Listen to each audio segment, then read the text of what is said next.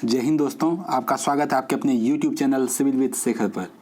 आज से हम लोग लुसेंट सीरीज स्टार्ट कर रहे हैं और यकीन मानिए आप रेगुलर क्लास को बस अटेंड कीजिए, आपका एक एक डाउट क्लियर होगा और आपको लुसेंट बुक बिल्कुल ज़बान पर होगा, इसका मेरा गारंटी है।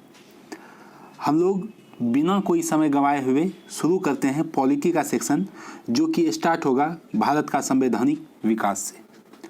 अब यहाँ से हम लोग भारत के संवैधानिक विकास को पढ़ना शुरू करेंगे और आप बस कंसंट्रेट होकर पढ़ने का प्रयास करें, बस सुनने का प्रयास करें और मेरा दावा है आपका सारा कॉन्सेप्ट क्लियर होगा। इसके पीछे का क्या रीज़न है, संवैधानिक विकास क्यों आया। हम लोग अब तक जो लुसेंट को पढ़ते हैं वह पढ़ने का यह तरीका है कि बस हम फैक्ट को रटने का प्रयास करते हैं, जिससे वो बुक कभी कंप्लीट हो ही नहीं पाता है। लेकिन आज से जो हम लोग पढ़ेंगे उस फैक्ट के पीछे का रीज़न को जानने का प्रयास करेंगे, ताकि वह फैक्ट हमें आसानी से खुद ब खुद याद हो जाए। तो संवैधानिक विकास का शुरुआत करेंगे और यहाँ से आज का सेशन हम लोग स्टार्ट करते हैं।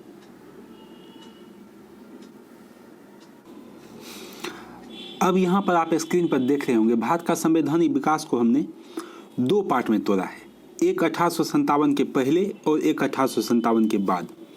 लेकिन ऐसा है क्यों, मैं आपसे यह जानने का प्रयास करता हूँ। ऐसा क्यों है कि मैंने इसे 1857 के पहले और 1857 के बाद का संवैधानिक विकास के क्रम को एक यहाँ पर 1857 एक इसका मिडल पॉइंट रखा है। ऐसा इसलिए है, यदि आप ऑनलाइन क्लास की बात करेंगे तो भी आप देखेंगे जब से जियो आया है उसके पहले का ऑनलाइन और उसके बाद का ऑनलाइन में परिवर्तन आया है। यानी जियो एक ऐसा नेटवर्क साइट था जहां से कि आप ऑनलाइन शिक्षा में काफ़ी ज़्यादा बदलाव आया। पूरे दुनिया का बात करेंगे तो आप देखेंगे कि जब से कोरोना काल आया उसके बाद क्या हुआ कि उसके पहले का समय उसके बाद के समय में आपको बहुत कुछ अंतर देखने को मिलेगा। उसी प्रकार से 1857 का जो क्रांति था, इसमें अंग्रेज बहुत अच्छे तरीके से कुटाया था। तो अंग्रेज के कुटाने के पहले का समय और अंग्रेज के कुटाने का बाद का समय, तो यहाँ से 1857 के पहले का समय और 1857 के बाद का समय, यहाँ से संवैधानिक विकास के क्रम को हम दो पार्ट में बांटकर पढ़ेंगे। और इसके पहले का जो सबसे पहला संवैधानिक विकास का क्रम है वह है 1773 का रेगुलेटिंग एक्ट। तो 1773 का रेगुलेटिंग एक्ट कहाँ से आया, क्या रीजन है, इसे हम लोग चार पार्ट में बांटेंगे। एक तो परिचय, दूसरा विशेषता, तीसरा महत्व और चौथा आलोचना। आप यदि इतने सेक्शन को कवर कर लेते हैं 1773 के रेगुलेटिंग एक्ट को, तो आप यकीन माने आप यूपीएससी के प्रश्न हो, मैं पीटी लेवल का बात नहीं कर रहा हूँ, मैं मेंस लेवल का बात कर रहा हूँ। यदि आप यूपीएससी के मेंस के प्रश्न को भी टैकल करेंगे तो आप आसानी से कर ले जाएंगे। यदि आप बीपीएससी का बात करते हैं तो बीपीएससी के पेपर 2 में 37 नंबर का यह एक क्वेश्चन पॉलिटी में पूछा जाता है, तो जिसमें कि आपको 350 से 400 शब्द में लिखना होता है। और यकीन मानिए 1773 का रेगुलेटिंग एक्ट अभी मैं आपको बताऊंगा, आप 350 से 400 शब्द नहीं, आप 1500 से 2000 शब्द लिखने के लिए तैयार रहेंगे। और लगभग आपके पास इतना कंटेंट होगा कि आप लिखने में भी आपको ऑप्शनल का भी यदि 1773 के रेगुलेटिंग एक्ट पे प्रश्न पूछा जाए तो आप आसानी से लिख ले जाएंगे। बस आप ध्यान से सुनने का प्रयास करें। मैं 1773 के रेगुलेटिंग एक्ट का सबसे पहला जो पार्ट है वह है परिचय का पार्ट। तो परिचय के पार्ट से स्टार्ट में फिर विशेषता, फिर महत्व, फिर आलोचना।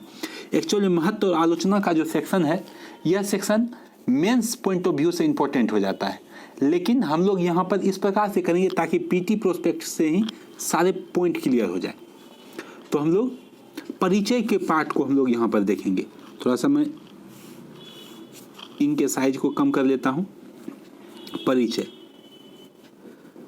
सबसे पहले आप यह देखेंगे कि 1773 का रेगुलेटिंग एक्ट का रीजन क्या था। तो आप यह देखेंगे कि 1600 ईस्वी में, अभी बस आप सुनेंगे, आपका बस सुनने का काम है, आप सुनिए, सुनने के अलावा आपको कुछ नहीं करना है। 1600 ईस्वी में ईस्ट इंडिया कंपनी की स्थापना हो जाती है। इसका विकास का क्रम चलता रहता है। एक क्रम आता है 1707 का,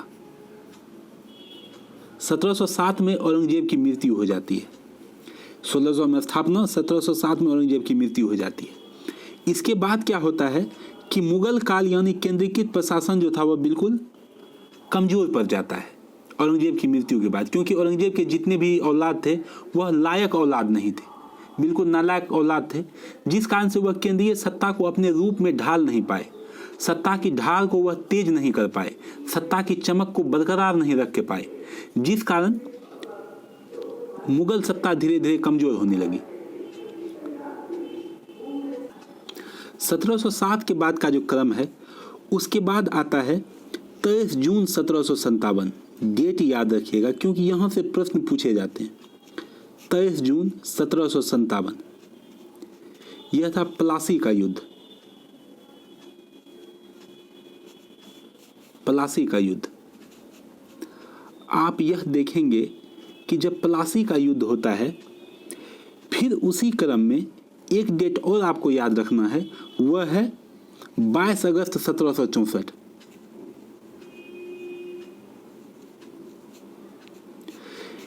कुछ डेट ही आपको याद करना है, सभी डेट आपको बिल्कुल याद नहीं करना है। 22 अगस्त 1764 यहां पे हुआ था बक्सर का युद्ध, और जब यह दोनों युद्ध अंग्रेज जीत जाती है तो 1764 के युद्ध के बाद कहा जाता है कि अंग्रेज के ताबूत में इतना दम हो गया था कि भारतीय सत्ता पर हुकूमत कायम करने के लिए हर एक कील को वह तोड़ सकता था। बक्सर का युद्ध निर्णायक युद्ध कहा जा सकता है अंग्रेज के लिए, क्योंकि यहां से उसने अपने नींव को पुख्ता किया। अंग्रेज में अपने नींव के जड़ को इतना मजबूत कर लिया कि उसके बाद उसके उस नींव को हिलाना बिल्कुल मुश्किल हो गया था। तो 23 जून 1757 प्लासी का युद्ध और 22 अगस्त 1764 बक्सर का युद्ध। जब बक्सर का युद्ध अंग्रेज जीत जाता है तो उसके बाद वह अपना मनमानी करना शुरू करता है। तो मनमानी किस रूप में करेगा? तो मनमानी करता है 1765 से 1772 का समय, 1765 से 1772 का समय, यह समय है द्वैध शासन का। बिल्कुल 1773 का जो एक्ट है, यह एक्ट बिल्कुल खोल के रख देंगे, कहीं से भी आपको समझने में दिक्कत नहीं होगा। 1765 से 1772 का जो समय चलता है यह द्वैध शासन का काल होता है, जिसको कि डाकुओं का राज्य भी बहुत सारे इतिहासकार ने कहा है, लूट का धन भी, लूट के शासनकाल भी इसको कहा गया है।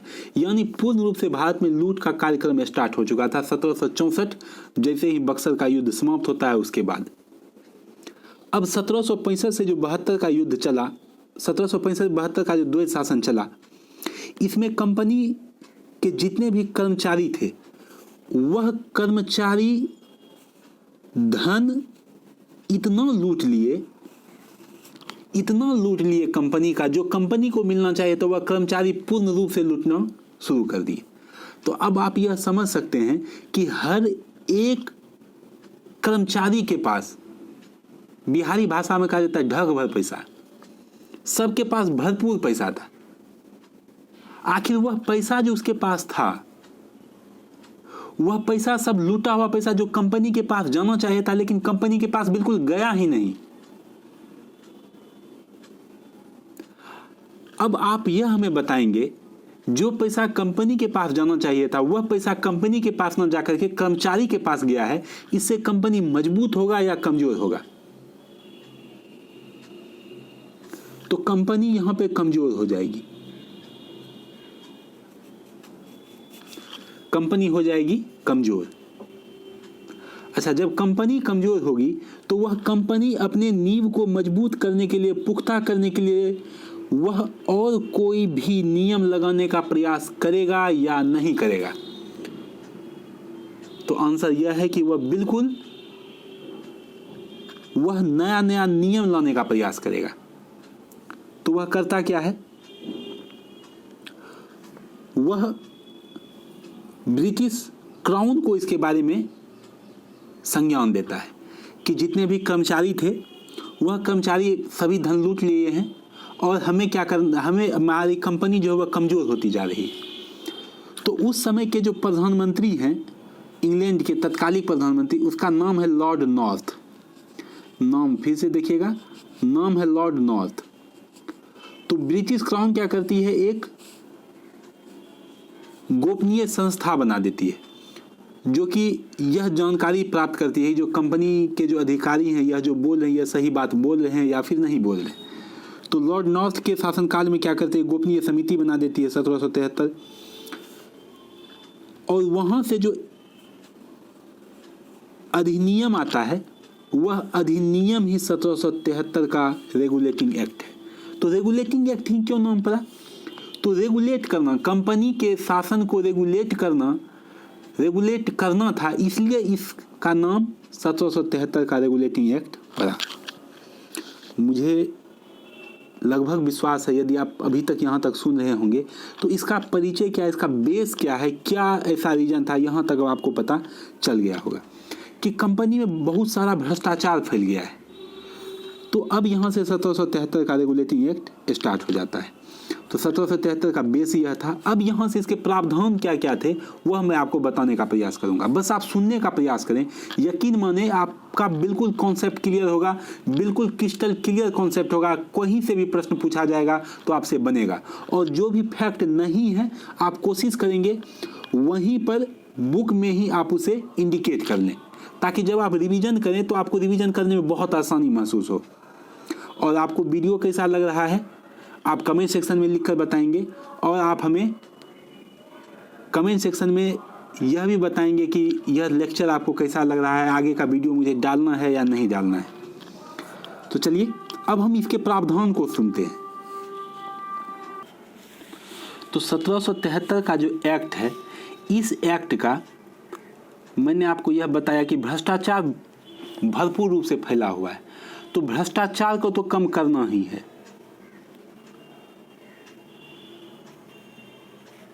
भ्रष्टाचार को तो कम करना ही है। तो आप हमें यह बताएंगे कि भ्रष्टाचार कम कैसे होगा। बहुत सारा आदमी के पास पावर रहेगा तब भ्रष्टाचार कम होगा, या फिर एक आदमी के पास पावर रहेगा तब भ्रष्टाचार कम होगा। तो आंसर यह है कि जब एक आदमी के पास पावर रहेगा तब भ्रष्टाचार कम होगा। क्यों? क्योंकि यदि 10 आदमी के पास रहेगा पावर तो कोई ना कोई किसी में भी लूप पोल आएगा तो वह कंफर्म है कि वह भ्रष्टाचार करना शुरू कर देगा। लेकिन यदि एक आदमी के पास पावर रहेगा तो एक आदमी को कमांड करना बिल्कुल आसान है, लेकिन यदि आप 1000-2000 आदमी रखेंगे तो उसे कमांड करना बिल्कुल मुश्किल है। तो पहला तो नियम था कि भ्रष्टाचार को कम करना है, भ्रष्टाचार को दूर करना है। और दूर कैसे होगा, तो उसके लिए हमें बहुत सारा आदमी को पावर नहीं देना है, एक आदमी को पावर देना है। तो एक आदमी को पावर देने का मतलब यह है कि केंद्रीकृत प्रशासन, इसे गौर से सुनेंगे आप, केंद्रीकृत प्रशासन।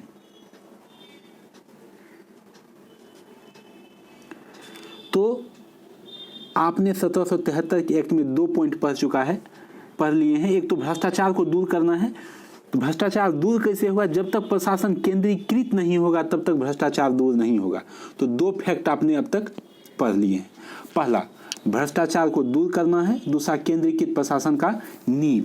तो यह देखिए मैं आपको यहाँ से फैक्ट दिखा देता हूँ। केंद्रीकृत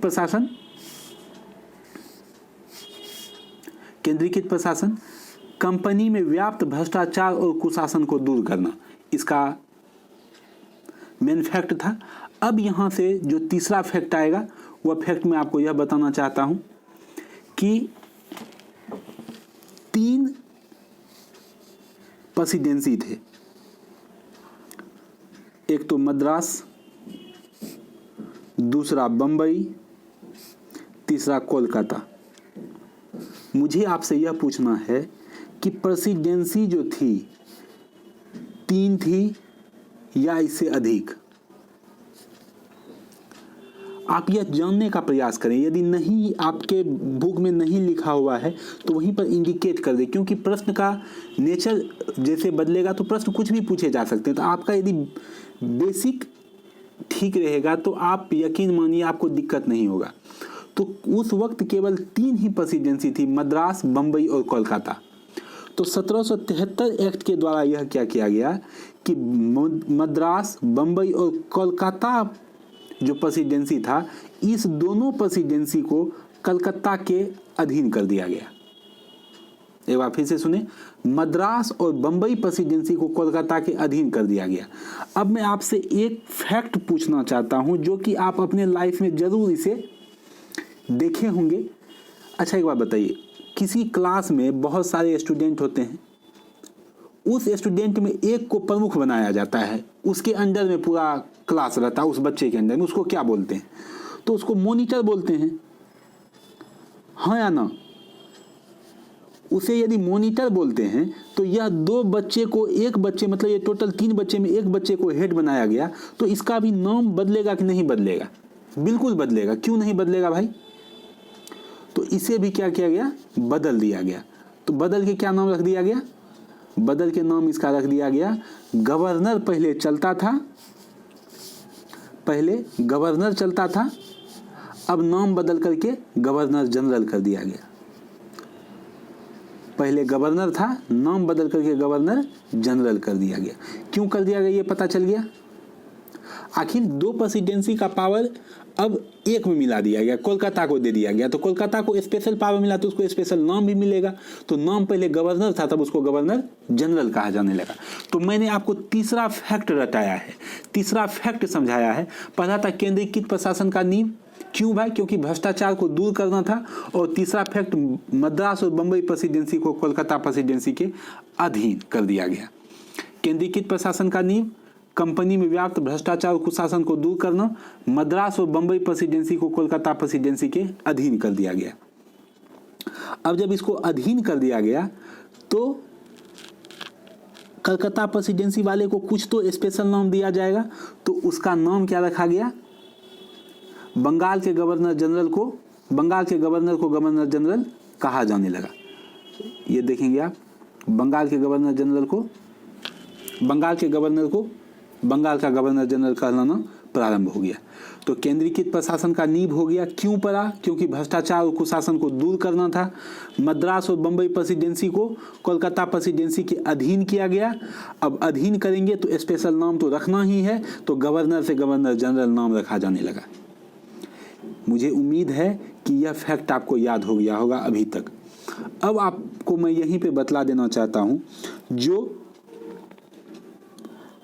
पहला गवर्नर जनरल था बंगाल का, उसका नाम क्या था? तो उसका नाम था वारेन हेस्टिंग्स। उसका नाम है वारेन हेस्टिंग्स।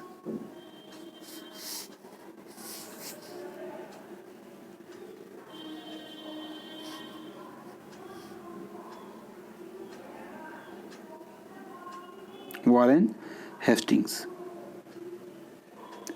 देखिए थोड़ा सा लिखने में प्रॉब्लम होता है, पर आप प्रॉब्लम को समझेंगे, मुझे विश्वास है। थोड़ा सा कोऑपरेट करेंगे आप लोग। तो वारेन हेस्टिंग्स नाम था। अब आप यह देखिए कि क्या गवर्नर जनरल के और कोई सदस्य थे? तो बिल्कुल 4 सदस्य थे। तो कौन कौन? गवर्नर जनरल के कार्यकारिणी परिषद में यह भी प्रश्न पूछा जाता है कितने और सदस्य थे? तो टोटल 4 सदस्य थे। तो उस 4 सदस्य का नाम क्या था, यह आपसे पूछा जा सकता है। थोड़ा सा मेरे साउंड आ रहा है, थोड़ा सा मैं इसे बंद कर रहा हूं। 4 जो सदस्य थे उसका नाम था फ्रांसिस,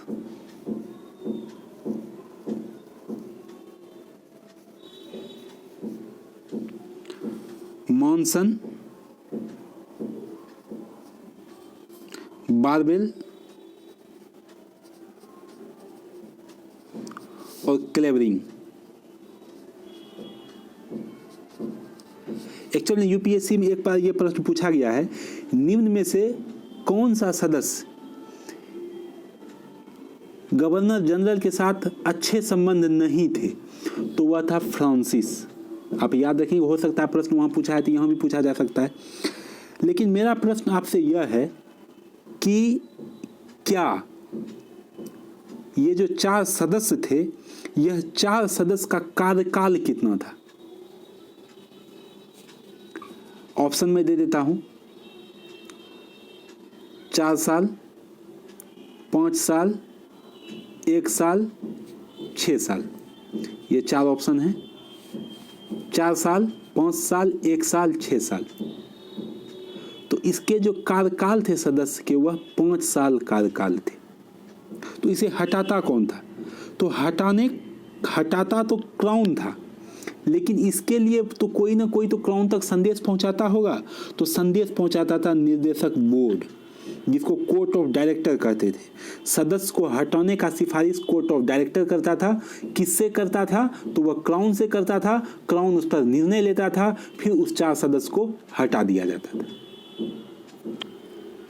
क्लियर? तो कार्यकाल 5 साल का होता था और टोटल 4 सदस्य थे, फ्रांसिस, मॉनसन, बारवेल और क्लेवरिंग। यदि यह पूछा गया है कि निम्न में से किस सदस्य का संबंध गवर्नर जनरल के साथ सही नहीं था, तो यह भी पूछा किसका अच्छा था। तो एक प्रश्न यहाँ से यह भी आप याद रखेंगे कि वह बारवेल जो थे यह गवर्नर जनरल का समर्थक था। तो आप बस याद रखेंगे फ्रांसिस जो था वह विरोधी था और बारवेल उसका समर्थक था। अब मैं यहाँ से आगे बढ़ता हूँ। अब इसके बाद क्या होता है कि 1773 का एक जो इम्पोर्टेंट फैक्ट यहाँ से बनता है कि 1774 में कलकत्ता में एक उच्च न्यायालय का स्थापना किया गया, यानी सुप्रीम कोर्ट का स्थापना किया गया कलकत्ता में। लेकिन यह पूछ देता है कि कलकत्ता में सुप्रीम कोर्ट का स्थापना कब? अभी आप देखें तो आपको पता रहेगा, लेकिन यदि पूछ देगा कि 1773, 1774, 1775, 1776, तो बहुत बच्चे 1773 टीक मार के तैयार हो जाएंगे। लेकिन 1773 का एक्ट था, 1774 में कलकत्ता में सुप्रीम कोर्ट का स्थापना हुआ, जिसके कि प्रमुख न्यायाधीश कौन थे? तो मुख्य न्यायाधीश थे, उसका नाम था सर एलिजा इम्पे। आपके बुक में लिखा होगा, आप उसे देख सकते हैं, एलिजा इम्पे।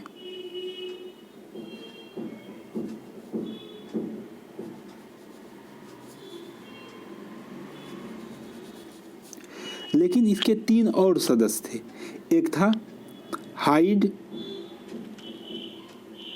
चेम्बर और लिमेस्टर। हाइड, चेम्बर और लिमेस्टर। तो इसका आप एक ट्रिक से याद रख सकते हैं, हाँ चल, हाँ चल, हाँ चल। हाँ से हो गया हाइड, च से हो गया चेम्बर, ल से हो गया लिस्टर।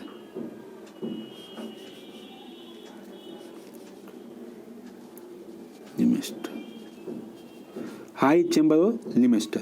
तो यह 3 सदस्य हैं जो कि इसके 3 और सदस्य हैं। एक्चुअल में मेंस में यहाँ से एक प्रश्न ये भी पूछता है कि क्या उस वक्त का जो सुप्रीम कोर्ट था और वर्तमान सुप्रीम कोर्ट, क्या दोनों के शक्ति समान थे? तो वैसे मैं आपको बतला देना चाहता हूँ, वैसे आपके में यह प्रश्न नहीं पूछा जाएगा, यह एक्चुअल में मेंस का प्रश्न बन जाता है। तो दोनों के शक्ति समान नहीं थे। क्यों? क्योंकि न्याय का कार्यक्रम तो उस वक्त के भी न्यायाधीश करते थे, अभी भी करते हैं विधि। लेकिन जो 1773 के एक्ट के तहत कलकत्ता में जो बना था सुप्रीम कोर्ट, उस सुप्रीम कोर्ट के द्वारा विधि का भी स्थापना किया जाता था। लेकिन अभी का जो सुप्रीम कोर्ट है वह विधि का स्थापना नहीं करता है, यानी वह नियम नहीं बनाता है, नियम को फॉलो करवाता है। इसके लिए विधायिका है, तो विधायिका के द्वारा जब कानून बनाया जाता है, लेकिन वह विधि भी बनाता था। 1774 का जो सुप्रीम कोर्ट कलकत्ता में स्थापना हुआ था, उसके बाद उसका जो न्याय व्यवस्था था वह केवल कलकत्ता के लिए वैलिड था, किसी अन्य जगह के लिए नहीं। लेकिन अभी का जो सुप्रीम कोर्ट है वह एक निर्णय दे देता है तो पूरे भारत के लिए वह निर्णय लागू हो जाता है।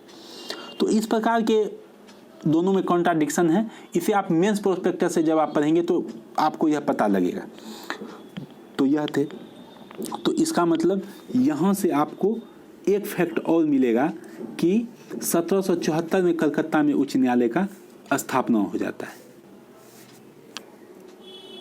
तो पहला था केंद्रीकृत प्रशासन। केंद्रीकृत प्रशासन क्यों? क्योंकि भ्रष्टाचार और कुशासन को दूर करना था। मद्रास और बम्बई प्रेसिडेंसी को कोलकाता प्रेसिडेंसी के अधीन किया गया। मेरा प्रश्न यहाँ पर यह था कि क्या उस वक्त 3 ही प्रेसिडेंसी थी? तो बिल्कुल 3 ही प्रेसिडेंसी थी। जब कोलकाता प्रेसिडेंसी के अधीन किया गया तो कोलकाता वाले गवर्नर को स्पेशल नाम बोला जाएगा, तो गवर्नर से गवर्नर जनरल कहा जाने लगा। और 1774 में कलकत्ता उच्च न्यायालय का स्थापना हुआ, जिसका कि प्रमुख था एलिजा। इन पे मुख्य न्यायाधीश 3 और न्यायाधीश थे, उसका नाम था चेम्बर, लिमेस्टर और हाइड। और उसका मैंने आपको ट्रिक बताया कि आप हाँ चल से इसको याद रख सकते हैं। हाँ चल, हाँ चल। हाँ से हो गया हाइड, च से हो गया चेम्बर और लॉ से हो गया लिमेस्टर। तो यह इतने फैक्ट थे 1773 के एक्ट में। तो आप हमें बताएंगे कि आपको यह कैसा लगा। यदि आपको अच्छा लगा है तो आप वीडियो को लाइक करें, चैनल को सब्सक्राइब करें, अपने दोस्तों के साथ इसे शेयर करें। और हम लोग नेक्स्ट वीडियो में बहुत जल्द मिलेंगे। आप हमें कमेंट सेक्शन में लिखकर अवश्य बताइएगा। जय हिंद।